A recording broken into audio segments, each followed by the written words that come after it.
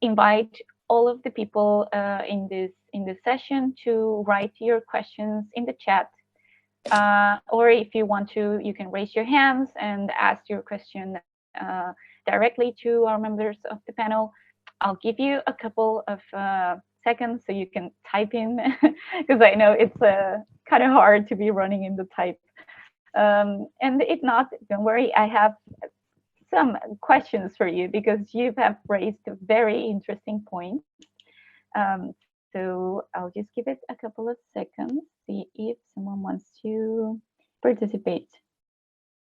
Maybe I'll give some time while they type, but in the meantime, I do have a question and it's open to anyone who wants to answer or has something to address it. So from all your examples, I think it's very evident that corporations are very interested in targeting children and youth. To their eyes, these are new loyal consumers in the future, in the long term. But I feel like we are also seeing a young generation that is increasingly very critical and very willing to question the conventional ways of doing business, you know, the business as usual model. And I think a good example of that is the environmental activism that we have seen in recent years. It has been a struggle led mainly by young people. So do you think that this will also be the case for NCD prevention? I'm happy to jump in. I definitely agree that as time goes by, young people are playing the biggest role in terms of influencing the business strategies that companies adopt. And I feel like we're at a point at which if companies are not willing to change, they're going to lose consumers.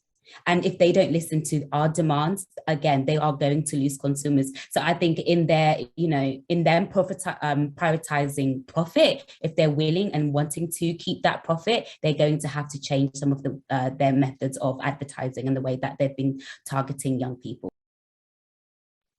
Yes, Anna, just to add to what Tasha said, I do believe that the youth have a large voice and are really big on advocating for these things, as you said, as it relates from climate change to even what we are speaking about right now to NCDs. I find like they're a lot more aware when the youth are informed, they can't be robbed of that information. So they're definitely making a change, and I think we can see the change bit by bit as we progress.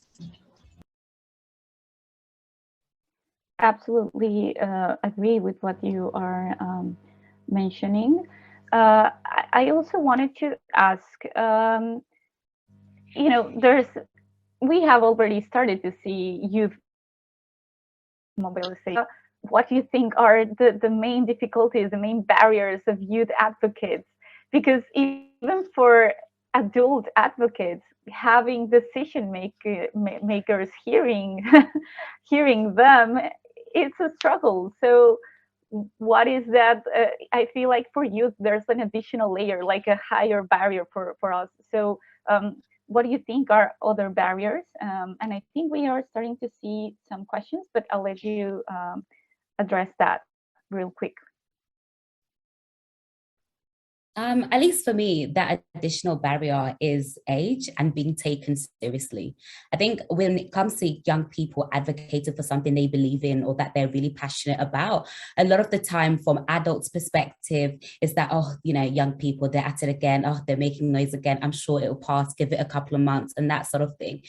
And so for us, it's about keeping that persistence and keep it going at it, even when you don't see the change that you want to see as fast as you would like it. It's about keep going to make sure that actually eventually you get to a point where the adults and the government is actually saying, oh yeah, no, they're serious, let's actually take them seriously about it. And eventually you do see the change. And even, like I mentioned in my presentation, a government will often make announcements to kind of, ease you, appease you for a while and think, okay, if we just make an announcement, that's fine, they'll go away. But actually, even when the announcement has been made, it's about making sure that you keep campaigning and you keep doing what you need to do to make sure that it is implemented the right way. Thank you, Tasha. Vale? I think it's also worth noting, Anna, that advocacy is a privilege. and that most young people are struggling to survive. They're struggling to find work, they're struggling to find housing, they're struggling to support their families. They don't have the time or the connections or the experience to advocate the way that we do. And so it's worth noting that we have a role to play in terms of bringing as many young people with us as we can, so that we don't have the same young people speaking at every event on NCD Child or every event on NCD advocacy, but you have a steady supply of new blood coming through to speak at these events. It's not a criticism of us, but it's a challenge. How do we bring more people like us into the table, into the room rather, so that these conversations can evolve and so that the solutions and strategies can become more creative, more innovative, and more versatile. I think, that what we do is great because we have passion, but because we've also got lived experience and exposure to this. So we're kind of biased in the way that we came across this. But a lot of young people want to help. They don't know how, or they just don't have the time or energy. How can we do it online? How can we come to them? How can we make it more interactive so that everyone can get in? Yeah, I could not agree with you more. I feel like it is very unfair to place this burden on the youngest people in this planet. Yet this is the direction that we are facing. So it's us also, the youth, who are lifting up other people as much as we can. Shakila, yes?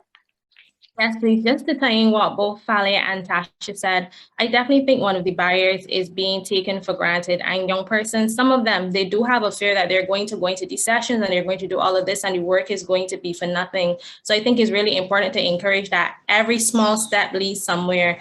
And as Fale said, we always need to have new blood and new persons in these forums. And I say away when the presentation, I said that all youth advocates were from different backgrounds. Persons tend to think that they need to know everything about obesity or everything about NCDs to be able to speak on it. But if we're able to educate these persons who are interested and get them out in the fields in their respective areas, whether it be sports, management, finance, you see how widely the information could be shared. And it would also help to remove that barrier of persons thinking that they are not versed enough to speak in it. So I think by doing what we're doing right now, we're getting into the nooks and the crannies and the spaces, and we're going to advance, and it's going to have a much bigger impact. We have one question from the audience from Yolander Boulard. I hope I am saying the name right. And I think we can address this question, and then I'm afraid we might have to wrap up because our time is up. But the question is, the cost of unhealthy foods versus healthy foods. So how could we encourage children and parents to buy foods that may be more expensive, but in the long term is healthier? Happy to jump in. I think that is a great question, a very difficult question to address as well, because I know growing up, for me, I didn't buy, the classic 6 wings and chips down the road because that's what I wanted. It was because it was the most affordable option. So I don't blame anyone that goes for affordability because, like Fally said, we are living in a world where the standard of living is very high and people are not getting enough income to support them. So I think a way to kind of do that, I think government ultimately have a way to have a responsibility to help their citizens out. And that could be subsidizing healthy food options, but also making unhealthy food options more expensive. So that could be introducing a sugar tax on unhealthy food and drinks as well. But ultimately, governments have a responsibility to make sure that their citizens have access to food that is healthy, that is nutritious and affordable as well. Thank you, Tasha. Yes, go ahead, Fale. I think growing your own food is also very important. So buying seeds rather than just produce and supporting farmers markets. A lot of countries have access to local farmers markets where the farmers themselves are selling leftover produce. And that's a great way to save on money as well. Usually you buy bulk. So in the Pacific, most families are very big And so we need to buy bulk because otherwise there's not enough for everyone. But then you have the issue of storage and the issue of needing time to prepare food from scratch as well. It's a very difficult dilemma for people in the working class. They're working shift work and then they're having to come home and prepare these extravagant healthy meals.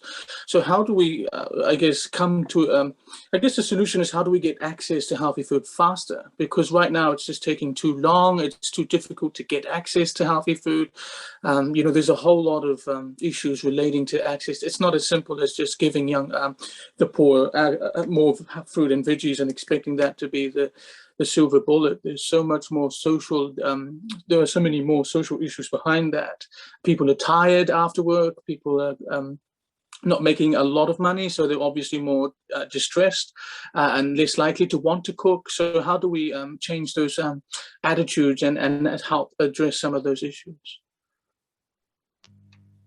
I completely agree. I would like to end this lightning round by echoing that and saying that we do need to have a lot of compassion and understanding for ourselves and for people that unfortunately have to turn to unhealthy foods just because they are cheaper, because that is a reality that we are facing.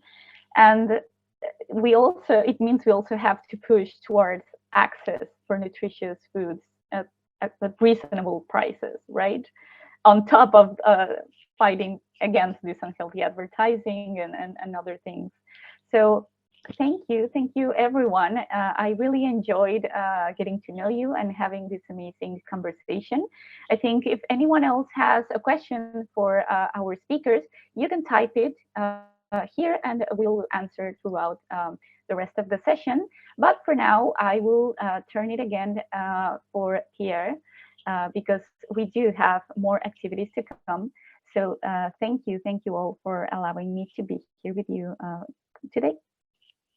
Thank you very much for that discussion. I really enjoyed it. And I think, again, it helped me to take a moment to reflect on what is happening around the world and just how much more work we need to do. But then how much work is already being done. It's quite important to take that into perspective. And I think it's quite important to reflect as well on these thoughts and information that's been presented to us, especially those by Fale. Thank you again for coming on board to helping us with this. And it really puts us in a position to think about what can we do to support young people? How can we make sure that they have, better access to health? How can we ensure that youth advocates are adequately equipped to do what they need to do? And it's why I'm thankful for, groups and bodies like NCD Child, organizations like even the Healthy Caribbean Youth coming together and Barbados Childhood Obesity Prevention Coalition to help youth advocates build that capacity. So